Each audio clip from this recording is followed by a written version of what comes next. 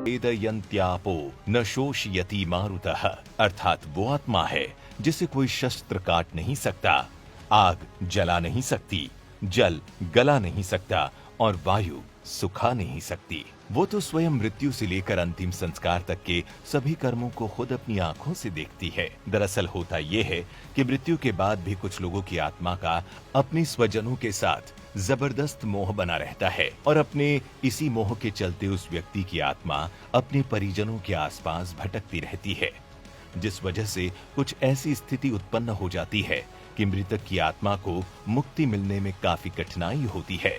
किंतु आपका ये जन्म जानना बहुत जरूरी है कि आत्मा के इस मोह का टूटना बहुत जरूरी है, क्योंकि अगर ऐसा नहीं हुआ तो मृतक की आत्मा का परलोक गमन नहीं हो पाता और दाह संस्कार के बाद किसी भी स्वजन का पीछे मुड़कर न देखना इस मोह रूपी धागे को तोड़ने के लिए ही स्पष्ट आदेश है। क्योंकि अगर किसी ने पीछे मुड़कर देखा तो मृतक की आत्मा को ये लगेगा कि परिजनों के अंदर अभी भी मेरे प्रति बहुत लगाव बरकरार है और वो लौट सकती है। इतना ही नहीं, ऐसी स्थिति में ये संभावना और बढ़ जाती है कि आत्मा आने वाले समय में उसी परिवार के जीवित व्यक्ति को प्रभावित करे, जिसमें सबसे ज्यादा असर छोटे बच्चों पर पड़ सकता है। क्योंकि ये तो आपने भी सुना होगा कि बच्चे आत्माओं के प्रभाव में जल्दी आते हैं।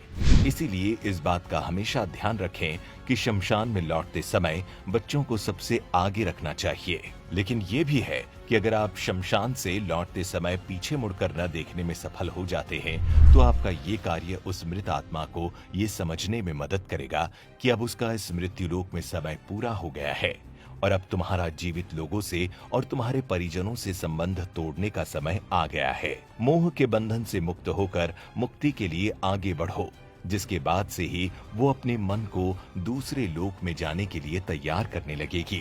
आपको ये जानकर हैरानी होगी कि मृतक की आत्मा और मृत्युलोक के बीच स्थापित इन संबंधों को तोड़ने के लिए और भी कई कर्मकांड हैं, जो मृत्यु के पश्चात 13 दिनों तक चलते हैं, जिनमें पीछे मुड़कर न देखना प्रारंभिक चरण है।